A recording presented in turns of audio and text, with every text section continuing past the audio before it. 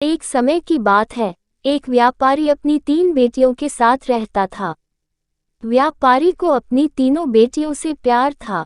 एक दिन उसे किसी काम से दूसरे देश जाना था। जाने से पहले व्यापारी ने अपनी तीनों बेटियों को अपने पास बुलाया और पूछा, मेरी प्यारी बच्चियों, कहो मैं परदेश से तुम तीनों के लिए क्या लाऊं? पहली बेटी ने सुंदर सोन की अंगूठी और दूसरी बेटी ने गहने मंगवाए। तीसरी बेटी, जिसका नाम सुंदरी था, उसने अपने पिता से कहा कि वह उसके लिए एक गेंदे का फूल ले आए। व्यापारी ने अपनी तीनों बेटियों से उनके उपहार लाने का वादा किया और अपने सफर पर निकल पड़ा।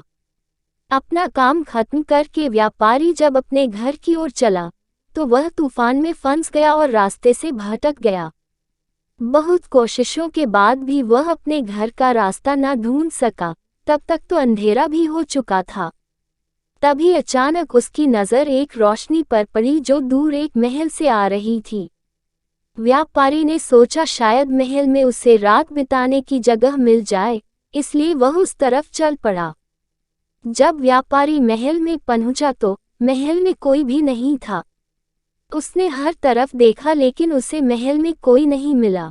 आश्चर्य की बात थी कि खाने की मेज पर कई प्रकार के स्वादिष्ट व्यंजन रखे हुए थे, परंतु उन्हें खाने वाला कोई नहीं दिख रहा था।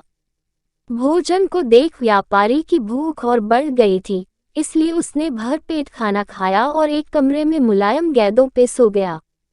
सुबह व्यापारी ने जब महल के बागीचे में सुंदर गेंदे के फूल खिले देखे, तो उसे सुंदरी से किया हुआ वादा याद आ गया। उसने एक फूल तोड़ा और घर की ओर जाने लगा। तभी वहां एक भयानक जीव प्रकट हुआ और बोला, मैंने तुम्हें अपना भोजन खाने दिया, अपने मुलायम गेंदों पर सोने दिया और तुम मेरे ही बागीचे से फूल तोड़ रहे हो। तुम्हें इसकी सजा भुगतनी होगी। व्यापारी बहुत डर गया था, कांपते हुए बोला, मुझे माफ कर दो, माफ कर दो मुझे मत मारो। ये फूल मैंने अपने लिए नहीं तोड़ा, अपनी बेटी के लिए तोड़ा था। मैंने अपनी बेटी से वादा किया था कि मैं उसके लिए गेंदे का फूल लाऊंगा। ये सुनते ही राक्षस ने व्यापारी से कहा कि वह एक शर्त पर उसे छोड़ेगा, उसे अपनी बेटी को महल में भेजना होगा। डरा और घबराया हुआ व्यापारी अपनी बेटी को भेजने का वादा कर वहां से चला गया। घर पहुंचकर व्यापारी ने अपनी बेटियों को सारी बात बताई और सुंदरी से माफी मांगते हुए कहा, अपनी जान बचाने के लिए मुझे उस समय कुछ समझ नहीं आया और मैं राक्षस से यह वादा कराया।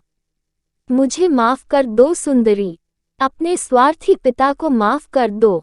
सुंदरी ने अपने पिता के गले लगते हुए तसल्ली दी, आप बिल्कुल परेशान ना हो पिताजी, मैं आपका किया हुआ वादा जरूर निभाऊंगी।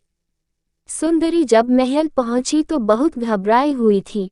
राक्षस का भयानक चेहरा देखकर वह बहुत डर गई, लेकिन राक्षस ने उसका खुले दिल से स्वागत किया।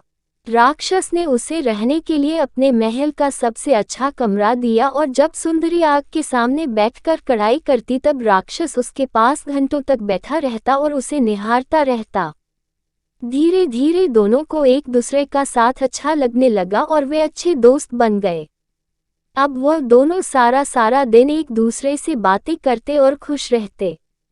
राक्षस को सुंदरी बहुत अच्छी लगती थी और वह उससे शादी करना चाहता था, लेकिन डरता था कि सुंदरी एक राक्षस से कभी शादी नहीं करना चाहेगी। बड़ी हिम्मत जुटाकर एक दिन उसने सुंदरी से अपने दिल की बात कहने का फैसला किया। जब वह सुंदरी के पास पहुंचा तो देखा कि सुंदरी अपने पिता को याद करके बहुत उदास है। उससे सुंदरी की उदासी देखी नहीं गई और उसने सुंदरी को एक जादुई शीशा दिया जिससे वह अपने पिता को देख सके। सुंदरी बहुत खुश हुई, लेकिन जब उसने अपने पिता को देखा तो वह बहुत बीमार थे।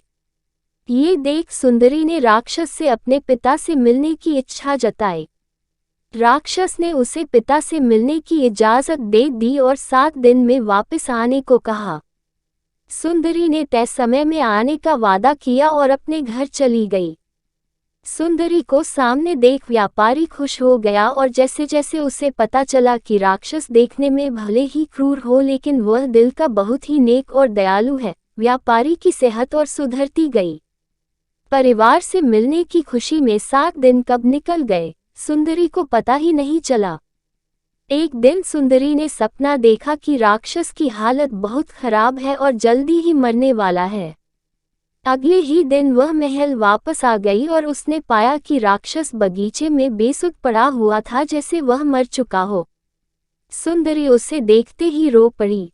तुम मुझे छोड़कर मत जाओ, मैं तुमसे बहुत प्यार करती हूँ और तुमसे शादी करना चाहती हूँ। मैं अपनी सारी जिंदगी तुम्हारे साथ